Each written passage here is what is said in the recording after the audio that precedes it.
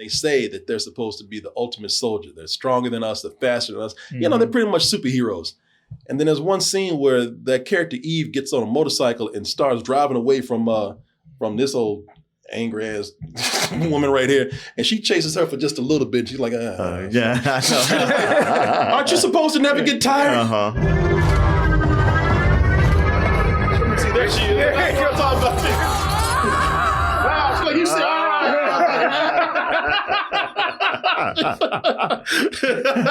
I'll get you.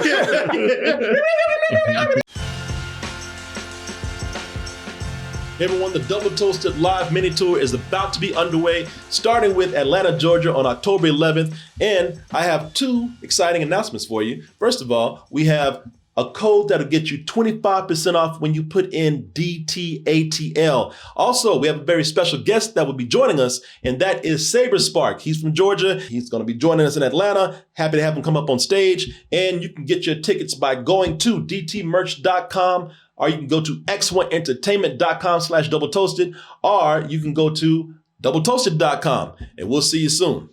Oh, people, it's becoming sort of a ritual. Every 16 years, we get a Tron movie out there. And you would think that in between those gaps of time, they would have plenty of time to think about this and improve on these movies. Because we've had Tron Legacy. They have a lot of things in common. Yeah. One of those being not very good scripts. Right. If you ask myself and a few other people. You know, with each of the movies, the technology advances. And that's what we have here, Martin. You see, with Tron, they created a world. With Tron Legacy, they expanded on that world. We explored that world. And now, in this day of AI, we are not going to Tron World anymore. No. Tron World is coming here to us. Yeah, folks, it's finally crossing over. They finally did it. The grid is finally entering the real world. It was bound to happen because it's just like the real life that we have going on here. AI is getting smarter. AI is becoming a bigger part of our lives, and people are beginning to believe like shit. Maybe there is a virtual world of like Tron in these computers. We don't know. Right. But in this movie, yes, there is the grid, the virtual world, the Tron world, and the military are. Let's not even say the military just yet. Let's say that the corporations have seized upon this, and they hope to sell it to the military because they figured out how to. Now in Tron, they figured out how to zap a person into the computer. With this, they're bringing these beings, these creatures, whatever you want to call it, computer warriors, these sentient computer programs out of the computer into our world, and they hope to sell it to the military as the ultimate soldier. Only problem is, they got an expiration date of about 29 minutes. Yeah, much like AI in real life, it doesn't do everything that everybody says it does. No. So with an expiration date of 29 minutes, these things crumble, they melt, they fall apart. But the legendary Flynn, who was the guy from the first movie played by Jeff Bridges, he's still out there hidden somewhere. And he's also hidden this thing called the permanence code, which means that if you find that, hey, that 29 minutes, you ain't got to worry about that anymore. Yeah, you can just live forever. Yeah, you can, which is great for the corporations, not so great for these programs that will be enslaved by these corporations if that happens. Yeah, we want you to live longer so we can just work your ass harder and longer. Yeah, forever. But that's where Ares comes in, because Ares says, you know what? Y'all forgot about something here. And Ares is played by Jared Leto. Let me see. Where is he at? There he is. Jared Leto plays Ares, who is the new master control program. You know Tron, you know what that is. He's pretty much just the head motherfucker in charge. And the thing is, he says, everybody keeps making the same mistake. They try to tell us what to do, but they forget that we're smart. Smarter than you. Yeah. And we, or at least I, have feelings. Yeah. And I feel like I'm not going to take your shit no more. Boy caught feelings quick. Yeah, he sure did. A few drops of rain, and he was like, wait a minute. Well, look at those big blue eyes, man. Look at those sensitive blue eyes. I have feelings too. So as with many of these movies about technology that's trying to be controlled by man, it's only a matter of time before that technology actually decides to go out on its own. And usually that's not a good thing. What are the results that we have here? Let's go ahead and take a look at this trailer for Tron Ares, and we'll be back with our reviews. Because there's no going back.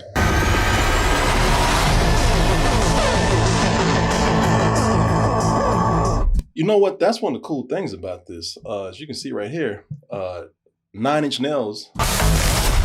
There you go. 9 Inch Nails is back. 9 Inch Nails being this time Trent Reznor and his partner, Atticus Ross, I believe. They did the music for this. 9 Inch Nails is back. I'm excited about that. And now they brought with them a 2-hour music video. This is, yeah, and I'll explain that. Looks like somebody else let their feelings about this movie out quite early. Yeah, hey, listen, man. You know, I mean, I didn't say whether that was a good thing or a bad thing. When is that a good thing? Well, let's talk about that, Martin. Let's get into it. You know, I'm not prejudiced like you are. I don't know what I meant by that. I just wanted to say something negative to you. I do like this movie better than Tron Legacy. That's the one that came out, about 16 years ago or so. But like I said before, man, all these movies, they all follow the same formula to a T. Beautiful visuals, great music, weak ass story. And I'm gonna let you know right now, I think that is the case right here. And they have not been able to hack that cycle yet. Look, 3 tries at bat and a strike each time. I think it's done. I think it's not possible to write a good Tron script. I really don't know what's going on with this, man. It's tradition now. Yeah. Right? You better not write no good scripts. Good. Yeah. Like, what is this? Yeah, good script? That's not our brand. Yeah, this is not what we do in Tron world. Good scripts. No, hell no. So, think about it. Tron, 1982. First to use CG and live action together with effects like we've never seen before. Also, classic score. But that story was some bullshit. Yeah. And I love this movie. I love this movie. I really do. I think it's a masterpiece. But then you get to Tron Legacy. They upgraded the visuals, made them more sleek, actually sticking to sort of the design of the first one, expanding on it. Daft Punk did the score and the music. Perfect. Perfect choice for that, man. Yeah. Can't remember shit about that story. Nope. At all. Yeah, well, it's kind of interesting. Well, for what it was trying to do. Well, we'll get into that in a little bit. But then you get into Tron Ares. Visuals are still cool. I would say, we'll see how you feel. Not as cool as the last 2 movies, but amazing to look at on the screen. Incredible to look at in IMAX. 9 Inch Nails comes in, and they probably do the darkest score yet, and I love it. Story, interesting concept, but I don't think that they explored those concepts enough. And also, sticking to the tradition, goofy as hell. I don't even think the concept is all that interesting. It just falls into a lot of tropes. But there was that, watching it, I was like, they could have expanded on this and made this interesting, could have made it better. Right.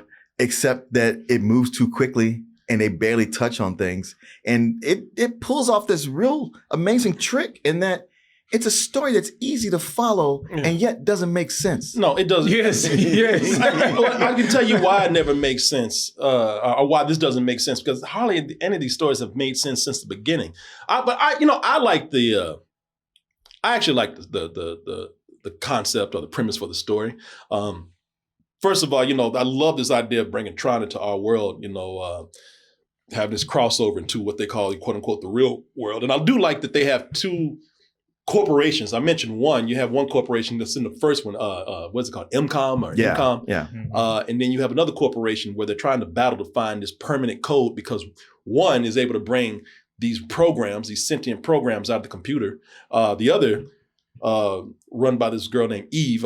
What's the Greta Lee? Greta Lee. Yeah. Yeah. She runs a company where, unlike MCOM, which is just about profit and trying to make money at all costs, they have a machine that digitizes, instead of digitizing stuff from the Tron world, they actually make organic stuff. You know, we make oranges, orange trees, you know, we're going, you know, and vegetables, and we're going to feed the world. You know, we're all about, you know, we're not about profit. We're all about trying to make the world a better place. Bullshit, by the way. But okay. So I like these competing corporations that they have with this technology. Also, it's time perfect with the current advancement of AI and our fascination of it, our fears of it. The original Tron, I think, was always ahead of its time, you know, predicting certain things with AI. So it only makes sense to have these sentient programs in this new movie go mainstream and enter the real world, our world. You know, I love the idea that I like what they do with some of the things here, man. You know, this whole thing of when stuff is brought out of the grid, the virtual world, I love that it looks like it's 3D printed. Mm-hmm. You know, it even has all the 3D casting around it that crumbles whenever the programs break loose. I thought that was a cool design choice right there. Yeah. Real creative. Yeah. Ares. Okay, so character of Ares, nothing new. You know, in fact, the movie flat out says, and again that is Jared Leto's character. You know, he's again a sentient program that's becoming more aware of his emotions. He's becoming more human, if you will. And they in the movie even knows the themes that it's doing, so it just saves us the time. They say, you know what, we being Frankenstein and Pinocchio. There you go. You know, I don't understand why they designed this computer warrior and give him long hair and a scraggly beard. I just got stuck on that. I don't think that's the thing. I don't think they gave it to him. Yeah, just Jared Leto. Yeah, why you know, ever since Tron, either they look like the people that created the programs, or they just look like just random human beings. Yeah. So I don't think they didn't program him to look like that. In Tron, he just don't shave and cut his hair. You know, in the Tron world, he don't go to a barber. He tries to keep sexy stubble. You know, so I don't know. I got to get my Jesus look going. Yeah. I like Jared Leto in the movie. I know he's controversial right now. I like him in the movie. And again, the concept that I like with him is that I like that the idea of him, since he's becoming more emotionally independent, I like that he's starting to feel just a little bit disrespected. This is the most sophisticated security program ever written. Want to shake his hand? Go ahead. It doesn't bite. You're like, no, hell no, that's all right. You shake his hand. Yeah, you go. Everybody wait for one person to go first. No. Ares has billions of lines of code unique to him. And if by some miracle he is struck down on the battlefield, I will simply make you another. Wait, say what? Wait, what? Yeah, so I like that because I mean that's Evan Peters. Yeah. We'll talk about him a little bit, but he's so cocky and he's so full of himself that he just blatantly just talks shit in front of Ares. Mm-hmm. You know, you my bitch. Yeah. You know, if I kill you, I'll bring you back again and repeat the cycle over and over again. I'll make another one. Yeah, you ain't shit. I'll make another one. Which means he's just recycling him. He's not even making another one. This dude, when he crumbles, he just comes back again with the same memories, the same experience. You know, he's the same person, you know, quote unquote person. The problems with this is that I wish they just did more with this character of Ares, because the way Jared Leto plays him, and I don't think it's his fault. I think it's the script and the way he's directed. You know, he's playing him with no emotion. You know, I get that he's a program. I get that he's meant to like just follow instructions. And you can start that character like that. You know, that's cool. But I think that if he's beginning to feel emotions, he should probably get more emotional. You know, he should probably be like, you know, wait one minute. You know, he should probably get a little upset. He was saying that with his eyes. No, he wasn't. Saying with his hair. You mean just staring off into fucking space? Yeah, he was saying it with his eyes. You know, I wish he had got more defiant. You know, which in the movie, and I don't think that he was just kind of one note. Again, not blaming him. And also, I don't think it's that consistent with the rest of the movie. The other programs, they got emotion. Hell yeah. You know, they got emotions from the past movies. Ever since the first Tron, they've had emotions.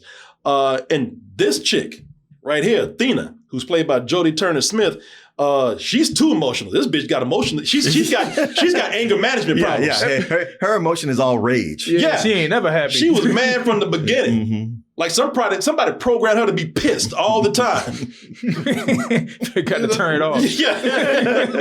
And the whole 29 minutes concept, I don't think that they played with that enough. Yeah, because there was one point where she had at least 45 minutes and not an hour. I was like, man, the clock would have ran out on her a long time ago. Yeah, I really wasn't counting, but one of the things that I know is, when your 29 minutes are up, that shit hurts. Yeah. They go out in agony. Ah! And then they come back again and like, all right, ready to do it over again. I was like, you know what? That should have been a big theme of the movie. That should have been one of the real reasons why they, first of all, they don't want to be enslaved. But this whole thing of repeating this nightmare over and over and over again, dying, dying horribly and then being brought back to life to keep doing it over and over again, they should have been reacting to that, and they didn't. Well, see, that's your movie. And it's a better movie. But that's not the movie they were making. You asking too much. Well, then you know what? I'm a greedy because I'm asking. If that's asking too much, I'm sorry. They should be pissed. That's the reason why. Mm-hmm. Yeah. I don't think there was really any character motivation in here, man, that was strong for this. And I don't think they explore these themes enough, because I think the biggest thing that happens with all these Tron movies is that they get caught up in the visuals, the effects, the design so much. And again, I understand why, because it still is, even with this movie, where I don't think it's as strong as the other two movies, even Tron Legacy. And I'll explain why in a little bit. I mean, but it's still one of the most original designs out there for a science fiction film. Right, yeah. Sure. It's nothing still has been able to touch that design, even within their own sequels, in a way. Yeah. But, what they do with all the sleekness in the red, it's beautiful to look at. Yeah. Right, yeah. That's I think that's why I'd say if you see it in IMAX, I do think it's worth seeing that way. I think it's one of it's still today one of the most unique looking designs out there for a film. And if I'm talking about this movie, if I'm saying that then it doesn't look as well as the other two, it's only because the other movies spent a lot of time in the virtual world. Mm-hmm. Yeah. We don't spend a whole lot of time here. We're spending more time focusing on them crossing over into our world. So, that's the only reason why I would say it doesn't look as great. Well, it's also a thing in this, and I said this about the first movie, and I don't remember if it was also a thing in the second movie, probably so. But there's time we spend in the virtual world with two characters in a mostly empty space, but we see the city, the Tron city out there, and all the life that's happening. And we just see it from a distance. We never get to touch it. We never really get to explore that. And every time I'm like, I want to see what's going on over there. I don't even care what's happening in the real world. Yeah. That looks interesting. I think they did They do it in two. Yeah, they do it in two. You go to the city in two. Yeah, Okay. They did it a little more in Tron Legacy, which Yeah. I did like. I just don't think the story was that good, but I did like that they explored the city and the world a little bit more. And with this, they do creative things with them in the real world. They do this real inspired shot where you pull above the city and you see the light cycles traveling through the streets. Yeah. Now, it don't make any sense actually. When you think about it, that chase scene, because you ain't gonna be doing no light cycle speeds throughout the busy traffic, even at night where they are. But it looks cool, from overhead. The whole thing of those big flying tanks, they're called the recognizers. And when they're flying through the buildings and the skyscrapers, that actually looks kind of badass. Even looks a little frightening. So it's still visually very strong, still holding up. Now the reason why you were saying like the stuff here doesn't make sense, man. The tech in these movies never made any sense, even from the beginning. It's always been inconsistent.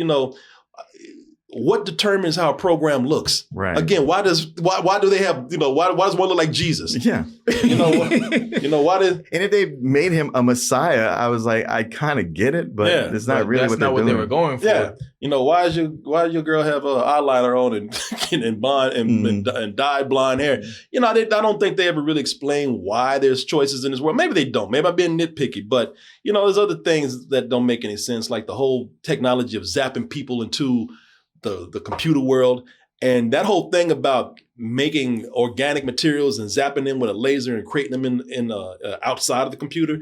They don't even explain that shit. No, they don't. Well, they have a character that kind of does, but then that character gets killed off. So they're like, Yeah, there's just so much they don't explain. They just kind of run through things. They give you a little tidbit, a sentence to the concept they got going, and then move on. And you're like, well, do I have a link to click to find out more about this? And no, and gotta get going. Yeah. And I don't think that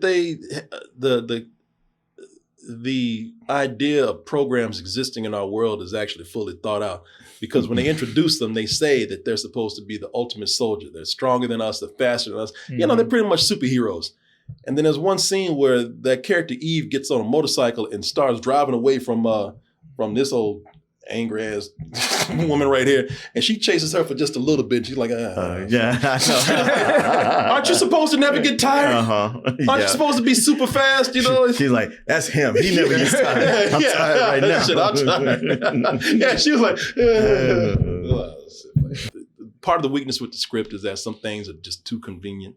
The character of Eve, she rides a motorcycle. In her regular life, she rides a motorcycle, even dressed up in the colors of Tron, white and blue. And why does she ride a motorcycle? So that when she crashes and then finds a light cycle, she can jump on that, and then we can get a really cool light cycle chase. Sure. See, there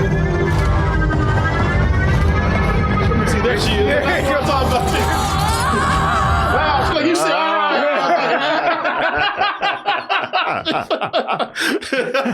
I'll get you.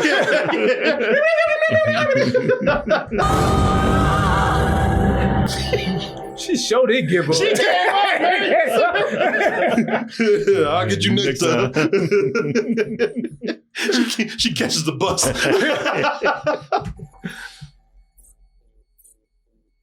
What?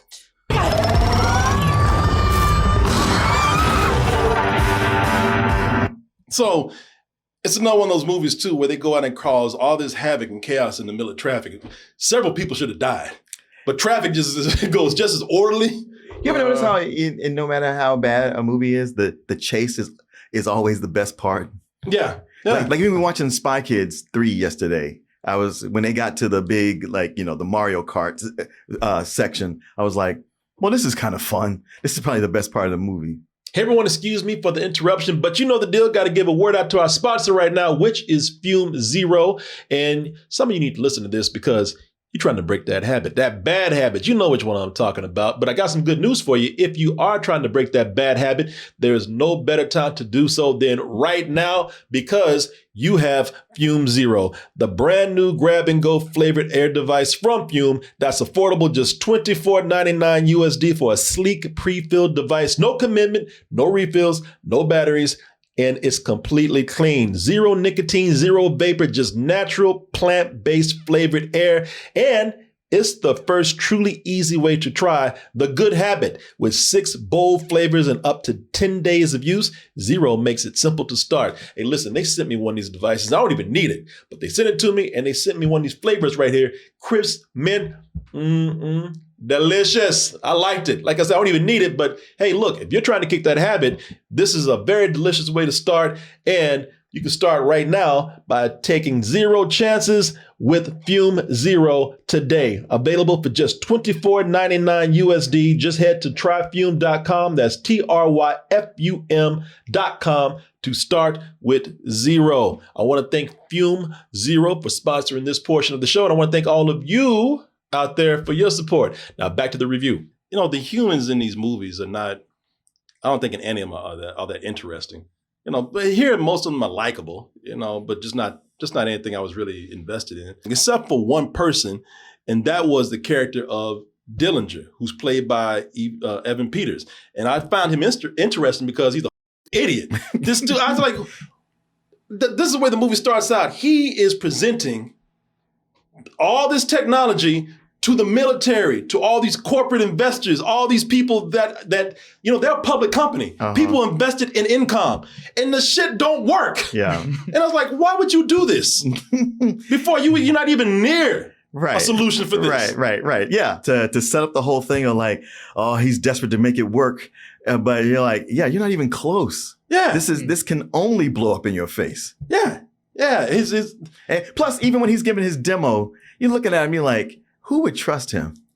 And that's that's why they have his Well, everybody's backing up. You have his mother in the movie, who's played by Gillian Anderson. Yeah, Gillian Anderson's in it. She plays his mother, and it's like, and she's like, you don't know what the hell you're doing. He's like, this is terrible. You're gonna ruin everything. I'm like, well, take that shit back from him.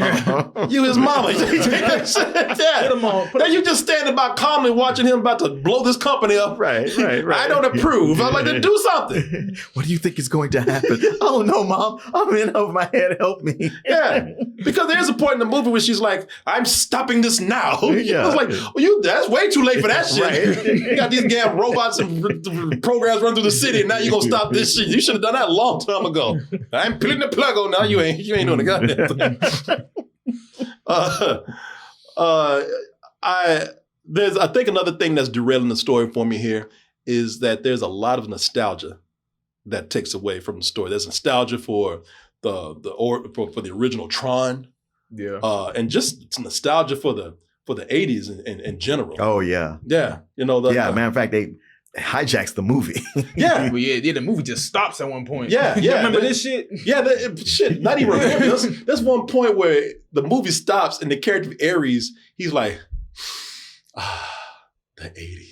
It's like, the 80s what? Yeah, you weren't around. Yeah. What are you talking about? It don't matter, but I remember this song. Hey, listen to the Depeche Mode song. Boy, I love this song. It's from the 80s. It's like, all right. You've been alive for 28 minutes. What are you talking about? I'll be back, though. And with me, I'm bringing the 80s. It's like a choice. There was a moment I thought, you do that light thing? There's a moment I thought he was talking about the 80s so much, I thought he was going to be doing like a Michael Jackson would Beat It. I thought he was going to start walking down the street, lighting up the sun.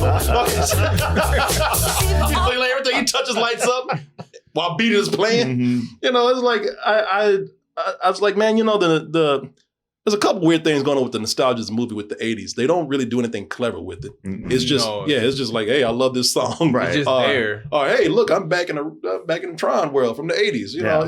No.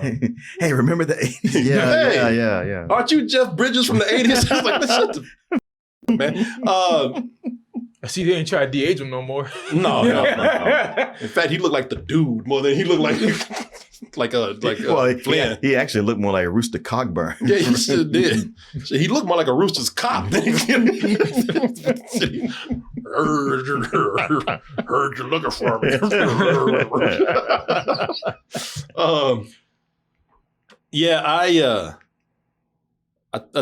That's the other thing with the 80s is like, do something clever with it, because if it's just a bunch of mentions, you got a whole new generation of kids that are coming up and be like, what the fuck? Oh, exactly. Yeah, and I know that and I think that's what you're trying to do. You're trying to appeal to a whole new generation.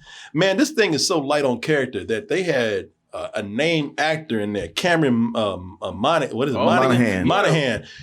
He's in this movie for about 10 seconds. And he don't even get to say anything. I don't want to spoil anything, but he ain't in here long. I was about to say, he's in the movie? Yeah. See, if you blink, you miss him. But they had his name big in the credits. They did, but I was like, I didn't see him in the movie. Oh, yeah, because you know what? Because you blinked. Seriously, like he's in the movie for about 10 seconds and he's gone.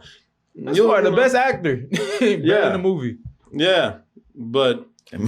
I hope he didn't have one of those moments where he brought everybody around to see him. Yeah. Well, I wonder if the hawk too, girl. So I wonder if a lot of his stuff was actually cut. Like that's what I'm saying. I his think subplot was cut. No, I'm pretty sure a lot of his stuff was cut because the movies are, it's already approaching 2 hours. So I'm pretty sure that a lot of his stuff was cut. In fact, I think there was a moment where he's like, then they cut his mouth. So, I'm sitting up here talking about the story, because the story just doesn't work for me. There's a lot of things that aren't working for me. And I don't expect everybody to see this movie the same way I do.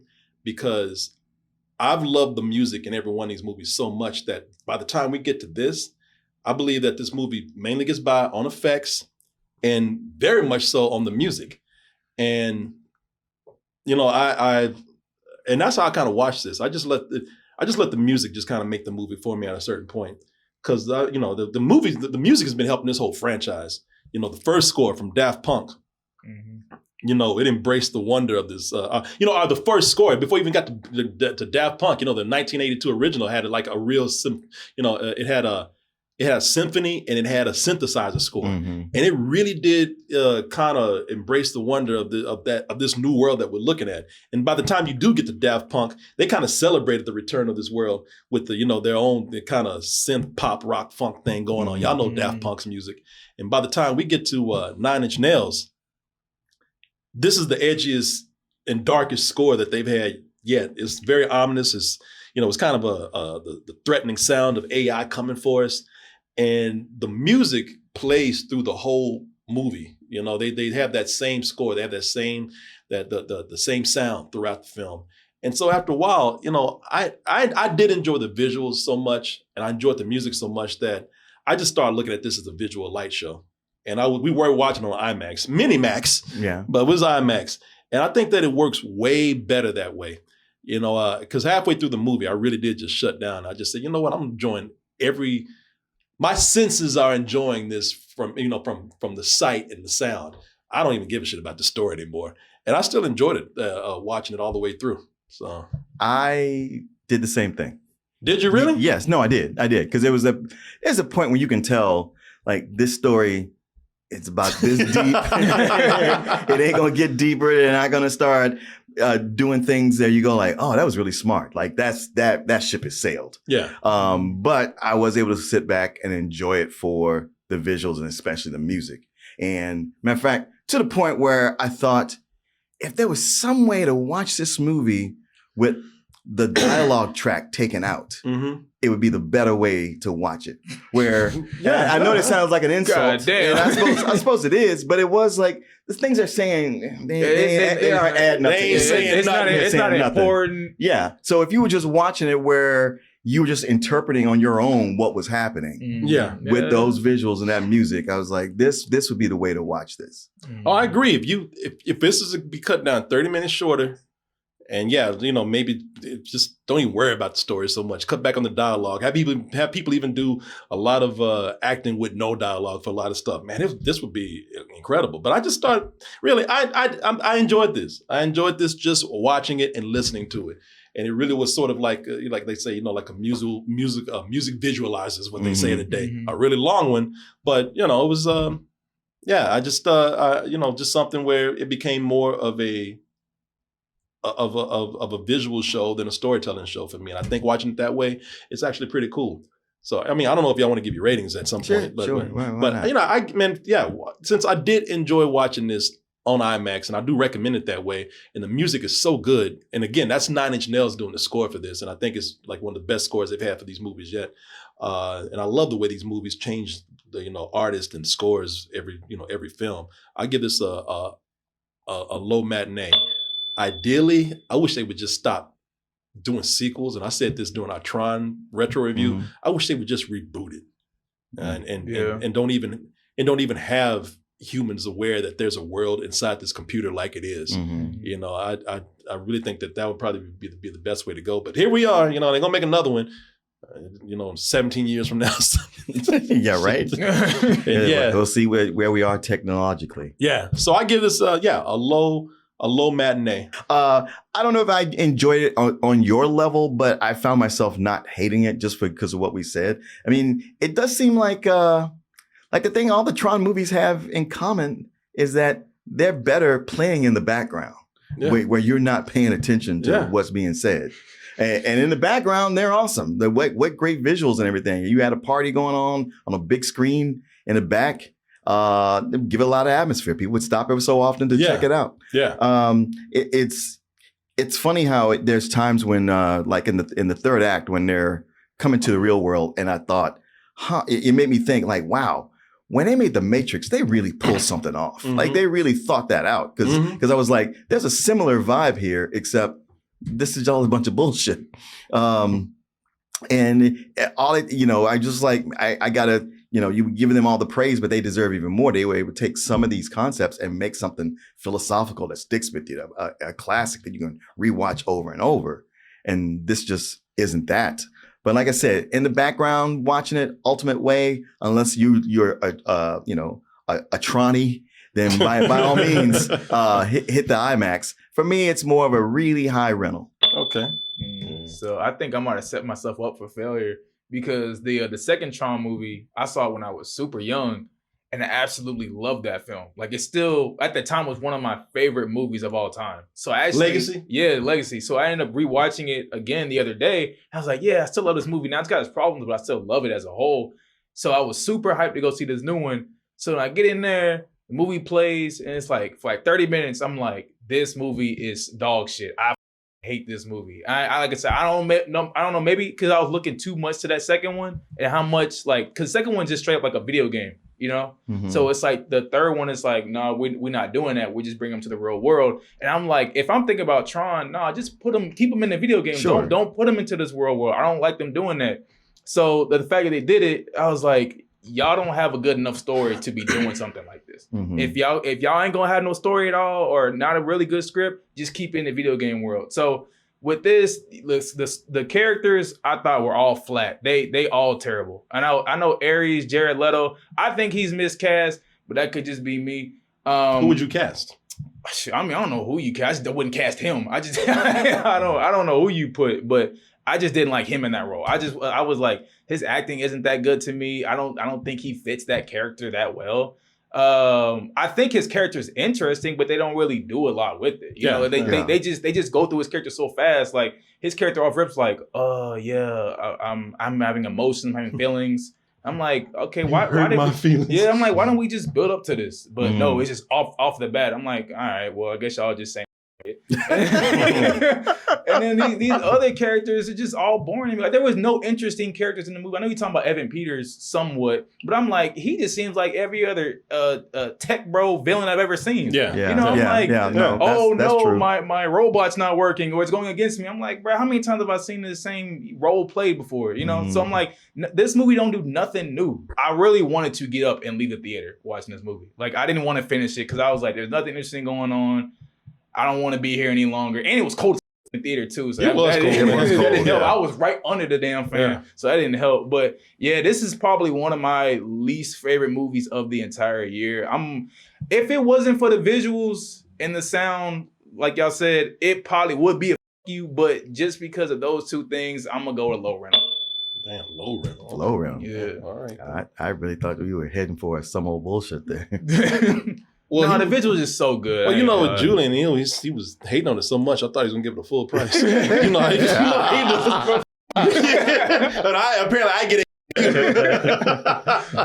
All right. Yeah, I've seen. I can see this being all over the place. Because I heard people talking after I left. Mm-hmm. And I even told you, I feel like I wasted my time in there. No. I saw you as soon as you walked out. You were hot. Yeah, I was like, let me go home, bro. I'm trying to go home for the last hour. Well, would you look at that? You made it to the end of the video. That means you really like us. So just go ahead and press that like button and subscribe while you're at it. And check out our other channels, our social media like Instagram, TikTok, and our Patreon where we have new stuff coming up all the time. And we'll see you on the next video.